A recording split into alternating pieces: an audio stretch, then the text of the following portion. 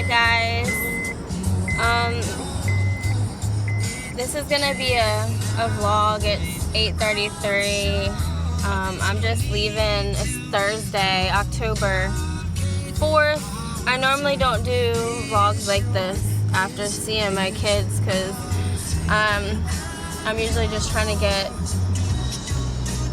back on track like Sunday, and it's really hard. I'm always really sad.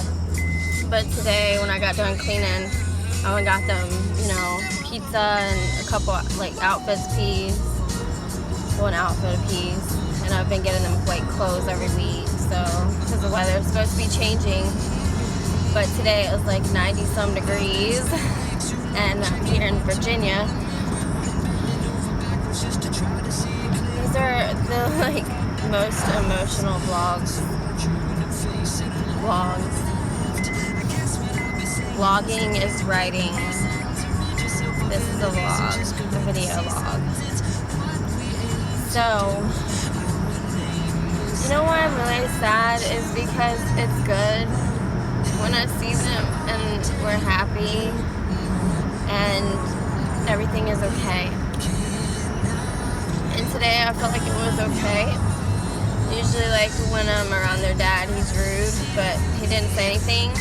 Because my mom, she speaks fluent Spanish, and she's not drinking now, she's sober, she's staying with my grandma, her mom, and I think she talked to him about, him saying stuff about me going over there and cleaning and just spending time with him, so he hasn't been saying anything to me anymore, except for the last time I didn't show you guys the vlog where I took pictures and everything. I was busy. I didn't know if my kids were in school when I took pictures of the house. And I vlogged. That was like the only time I ever vlogged when I left. Besides the last time he called the police. Like, I need to turn this down. I'm trying to shop. I don't care about your truck. Anyways. So, his dad, my kid's grandpa, wasn't there. I know my two oldest go to school, my youngest doesn't. I know that they all got approved for childcare before they took my kids from me. The day they took my kids from me, the lady had called me that I had been on the phone with her like every day trying to get them in childcare, and I had to wait till all my kids were at least one. Well, he's saying that my 1-year-old can't be in childcare, so since his dad went back to Mexico, because I think his grandpa died, he said he stayed home with my youngest daughter, but I mean, they were fine. And I washed the dishes, I cleaned the table off because it didn't look like it had been cleaned in ages. And that was my like brand new table I got last year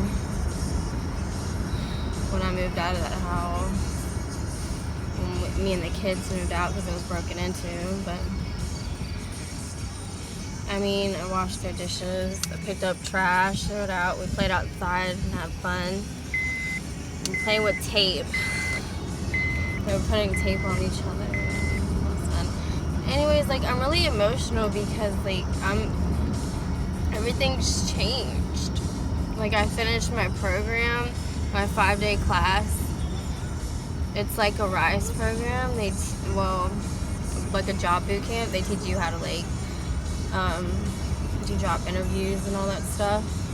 So I got their certificate for that, and then I have my career advisor, and he helped me do my resume, and I did applications, and then I also signed up to be a volunteer at the SPCA, and I get to go to my meeting for that tomorrow, and I'm so excited. So I've started doing parenting class. I feel like I'm gonna open the window up because there's usually a guy sitting across the street outside in his yard. Anyways, it's so hot in here.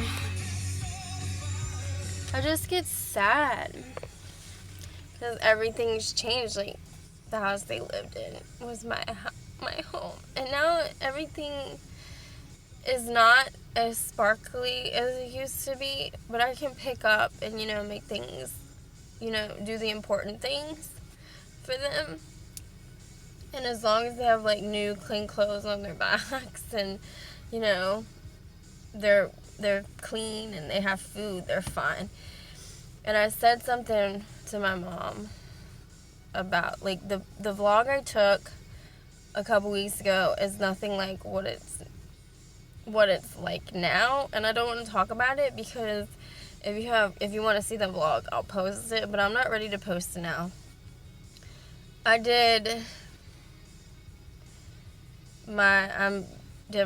signed up for a parenting class because, like, you know, when I was going through everything a year ago, my van had broke down. He left me. I didn't have anything. I was dependent on my boyfriend. Then you saw the video where my ex got me that little car, and he called the police on me because he didn't want me to take the kids in that car. I wanted to drop them off, and I didn't want to tell him where I was staying at when I was staying in the shelter. And I was trying to get in housing, but it didn't work out. And I have a video to show you just how those girls really are. And everyone knows when you get in housing the type of environment it is. So if you watch my vlogs, then you know my personality. You know that I was a stay-at-home mom, and the way I lived, like, I didn't live like that, especially growing up. Like, I'm a very clean person. I take care of things. I grew up with nice things. Like, I wasn't spoiled, but I mean, like, my family had nice things, and I was taught to take care of it and clean it and just pretty much be responsible. But that was just my grandparents. I had anxiety on and off with my mom and dad, and I set myself back, but I love my kids, and they give me happiness because I used to be depressed, and guess what, guys? I still am, because I want my babies. But you know what? I still don't see my kid's dad trying. Like, he's there by himself, and he takes care of the kids. But before, he wasn't there, and it was just me. And, okay, maybe he has his booty calls or whatever my friends say, but it's just sad because I had to move on, and I'm having a baby with somebody else. And my mom and them, they know, like, last January I had gotten an abortion with my boyfriend that I'm having his baby now. And I had to tell my mom, you know. My mom, nobody was there for me. And they didn't want to support that. But I was just afraid because I wanted to get back with my ex. And I wanted my family to work. But it didn't. And now I have to move on because my ex wasn't there for me to help me get through anything. My boyfriend, I sold my car. And he put the other money into my van. And this wouldn't have been possible without him, without me, like. But you know what?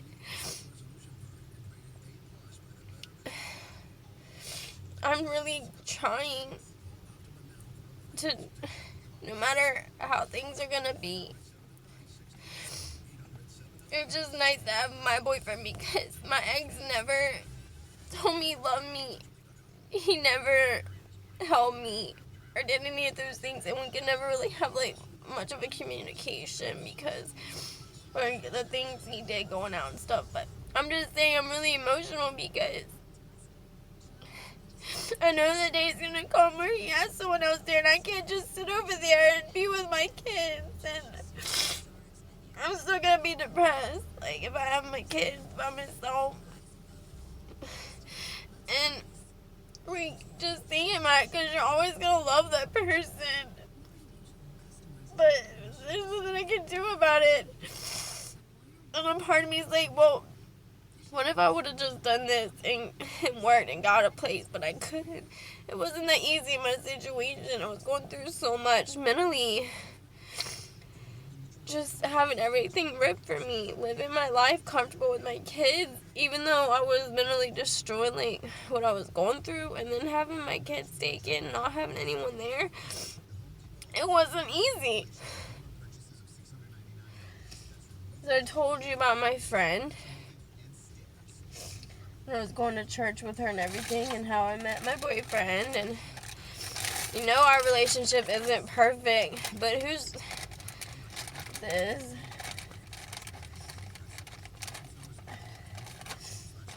I'm just happy, like, now. Oh my gosh.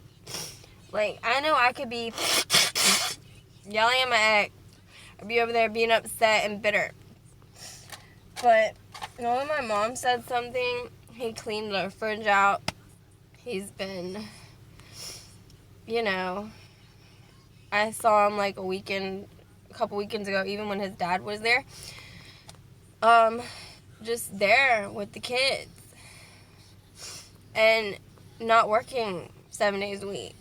Leaving my kids at home with his dad. So, I mean, it's sad, you know. My mom would drink and tell him things not, you know, to make our relationship any better. But,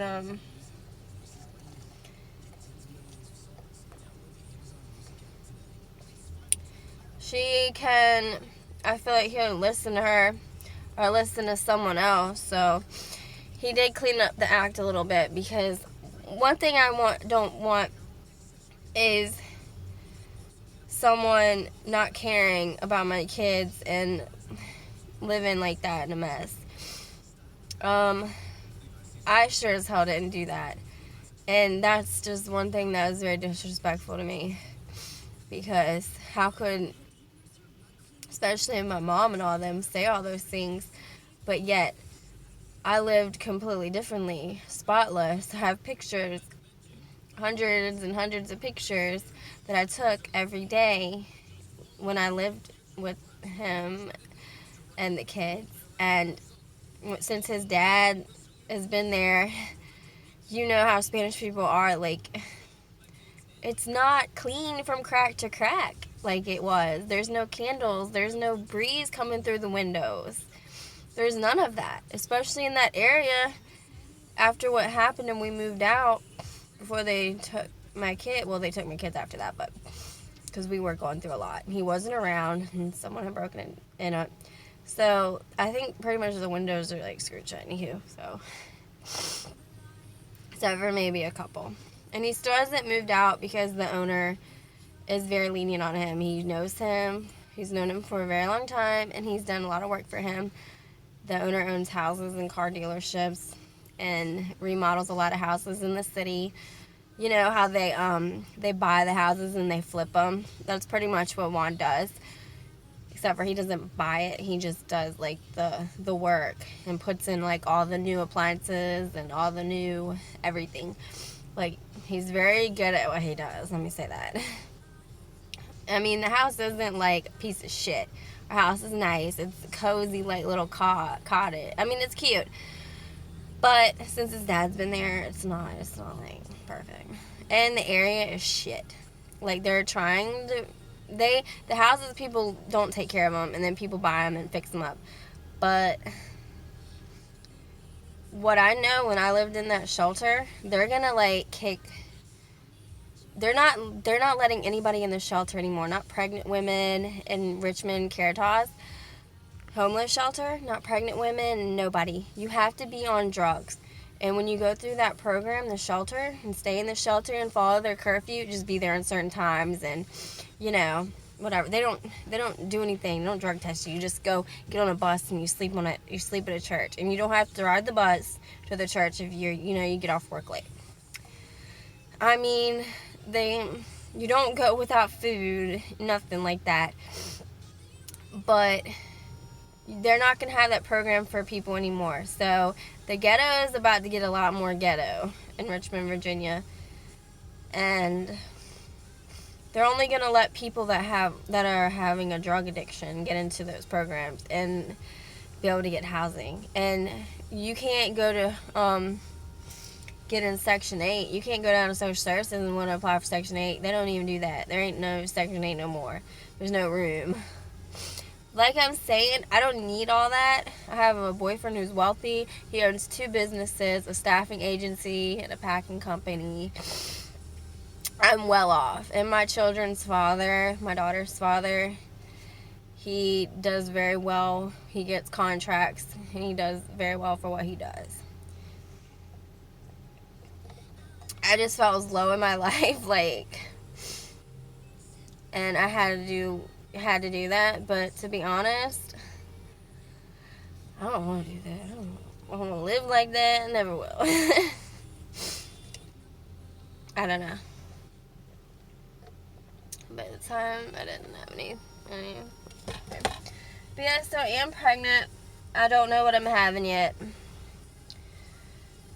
My next appointment's on the 23rd of October this month.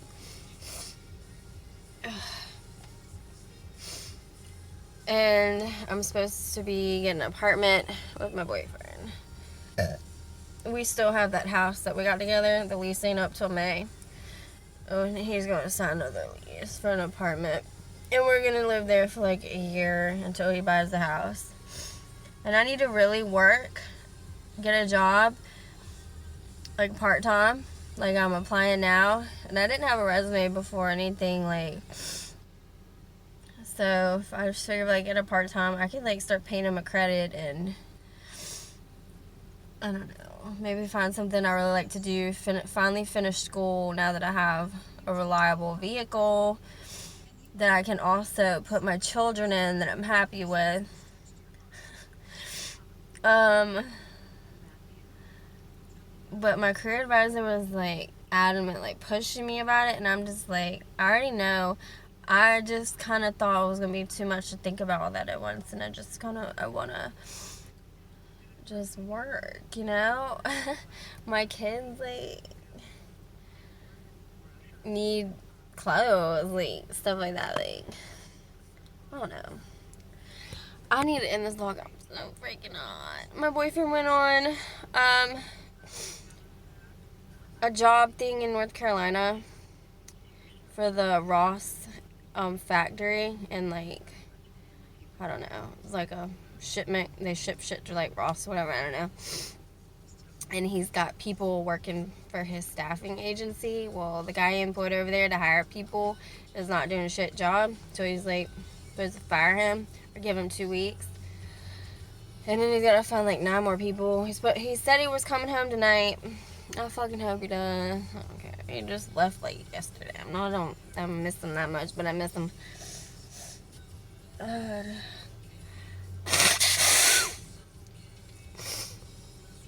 shoot. I don't know. And then he went to what's really funny is he's Spanish. So, like, he went to interview these people today. And one guy yesterday and one guy today.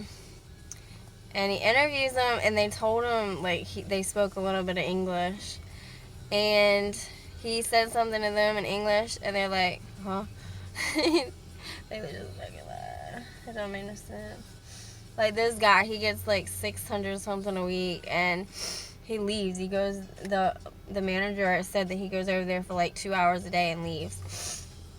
He's supposed to be, like, taking a lot of applications and doing shit, right?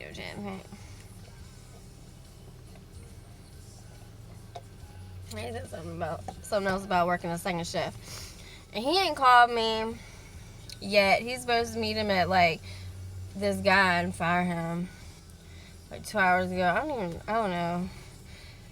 We've been fighting, saying that I don't trust him and all this stuff, but I gotta just trust him. And if I start telling you, like, what he's doing, you're gonna be like, that don't make no sense. I can't deal with that, because I got enough trust issues myself. Yeah. His big, like, box truck, he does deliveries, supplies and stuff to the restaurants, is in the shop. So he said when he comes back, he's gonna pick me up.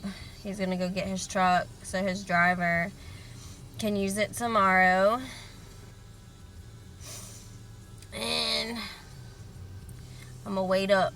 He ain't called me, so I don't even know if he left yet. And it's like 9 o'clock. He called me like 6:30. Ugh. And I don't want to call him. What are you doing? You said you were coming back. I think he's just waiting for me to call him and go get mad.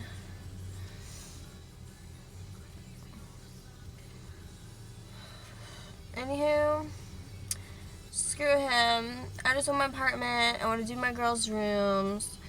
My girls' room. I'm only getting a 2-bedroom because I don't keep a baby in its own room. When I have my baby, I'm keeping my baby. So when the girls come over, they have their own room. Yeah. That house that we rented, like when we first met Lily, it was okay, but it was like heartbreakingly lonely and just completely weird. It's like, yeah, I did that. It was a mean thing to do, but whatever. I need to end this. I don't even know if I'll be able to upload it if it's longer than like 20 minutes, so. And it takes a couple hours too, and I haven't even been fucking editing, you guys, because I lost my laptop charger. Yeah, I know. I need to start taking pictures and good videos with my kids, but I always say I'm gonna do it and I don't do it.